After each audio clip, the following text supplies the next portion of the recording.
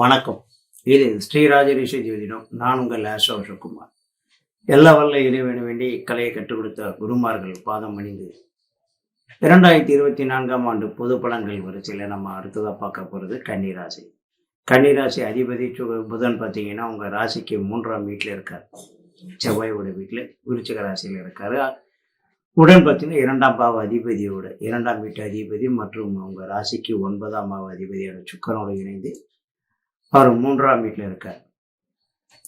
அப்போ இந்த காலகட்டத்தில் இந்த மாதத்தில் பார்த்தீங்கன்னா உங்களோட முயற்சிகள், நினைத்த காரியங்கள் எல்லாத்துலேயும் வெற்றி அடைவதற்குண்டான வாய்ப்புகளை கொடுக்கும். வருமான தடைகள் எதுவும் இல்லை.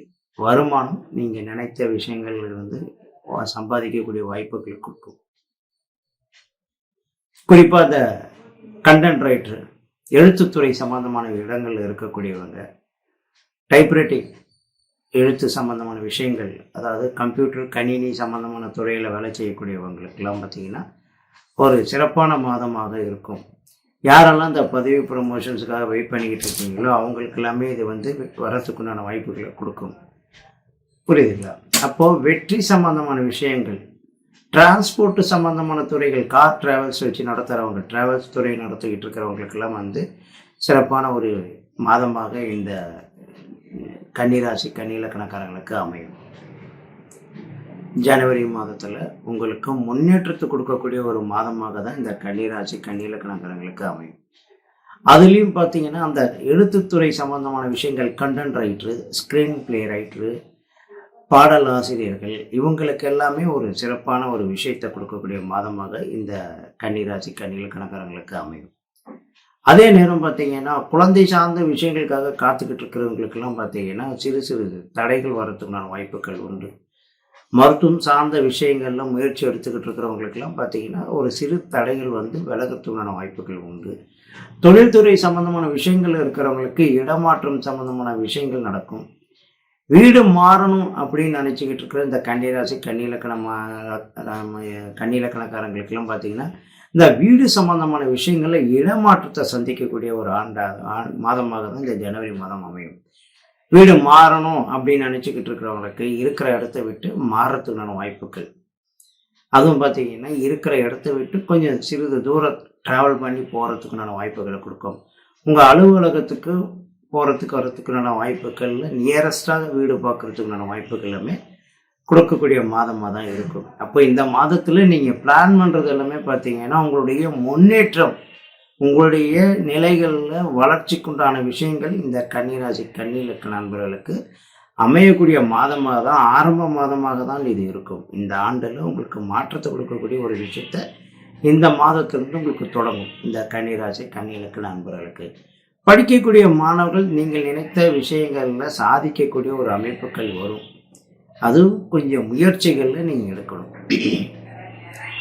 அடிப்படை கல்வி படிக்கக்கூடிய மாணவர்களுக்கெல்லாம் ஒன்றும் பிரச்சனை இல்லை. இந்த மேற்கல்வி சம்பந்தமான விஷயங்களில் படிக்கக்கூடிய மாணவர்கள் இருக்காங்க இல்லையா, மேற்கல்வி சம்பந்தமான விஷயங்களில் படிக்கக்கூடிய மாணவர்கள் இருக்காங்க இல்லையா, அதை +1 +2 படிக்கக்கூடிய மாணவர்கள், அவங்கெல்லாம் பார்த்தீங்கன்னா கொஞ்சம் முயற்சிகளை எடுத்து அதிதீவிரமாக படிக்கக்கூடிய மாதம். ஏன்னா இந்த மாதத்தில் உங்களுடைய புதன் ராசி அதிபதி லக்னாதிபதி முயற்சி ஸ்தானத்தில் இருக்கார். இடமாற்றம் சம்பந்தமான விஷயங்கள் இருக்காரு. அப்போ மனமாற்றங்கள்லாம் வரும். மகிழ்ச்சி இருக்கும், ஆனால் அதே நேரத்தில் ஒரு மனமாற்றங்கள்லாம் வரும். அதுக்கெல்லாம் நீங்கள் படிக்கும்போது யோகா ஒருநிலை, மன ஒருநிலை படிச்சுக்கிட்டு அதன் பிறகு நீங்கள் படிக்கக்கூடிய பாடங்கள் உங்கள் மனதில் இருக்கும். அப்போது ஒரு 5 நிமிடம் உங்களுடைய மனதை ஒருநிலைப்படுத்துங்க படிக்கும்போது. அப்போது அந்த நேரத்தில் விடிய காலையில் எழுந்து படிக்கணும்.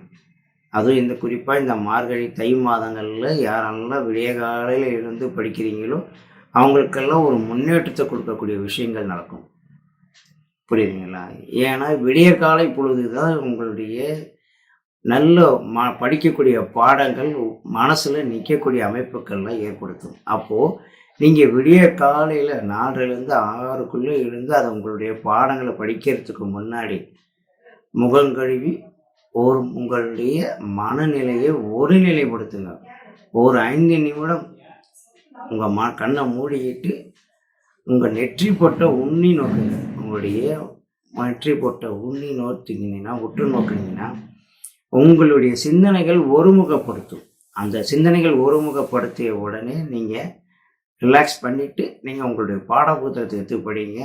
அன்றைய பொழுதில் நீங்கள் காலையில் படித்ததெல்லாம் ஞாபகத்தில் இருக்கும், மறக்கவே மாட்டீங்க. அப்போது அதுக்குண்டான முயற்சிகள் எடுங்க. உங்களுடைய கன்னிராசி கன்னிலக்கணங்கள் விடிய காலையில் எழுந்து படிங்க.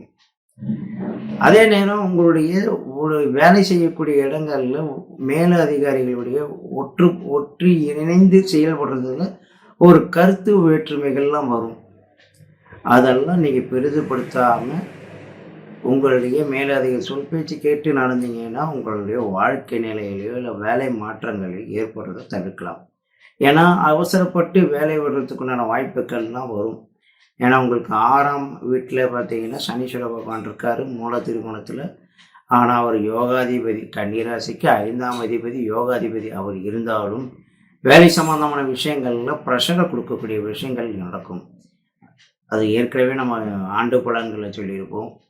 ஸ்ட்ரெஸ் அதிகமாக வர்றதுக்குண்டான வாய்ப்புகள் இந்த கன்னிராசி கன்னிலக்கணங்களில் வர்றதுக்குண்டான வாய்ப்புகள் உண்டு. அப்போது உங்களுடைய செயல்பாடுகளில் கொஞ்சம் உங்களை கண்ட்ரோல் படுத்திக்கிங்க. புரியுதுங்களா?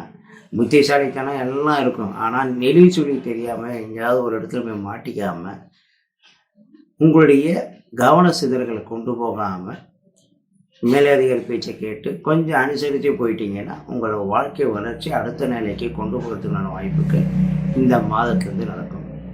இந்த பதிவு உங்களுக்கு பிடிச்சிருந்தால் லைக் பண்ணுங்கள், ஷேர் பண்ணுங்கள், கமெண்ட் பண்ணுங்கள், சப்ஸ்கிரைப் பண்ணி பக்கத்தில் பெல் ஐக்கானை ப்ரெஸ் பண்ணிக்கிங்க. நான் போடக்கூடிய பதிவுகள் அடுத்தடுத்து நோட்டிஃபிகேஷன் உங்களுக்கு வந்து கொண்டு இருக்கும்.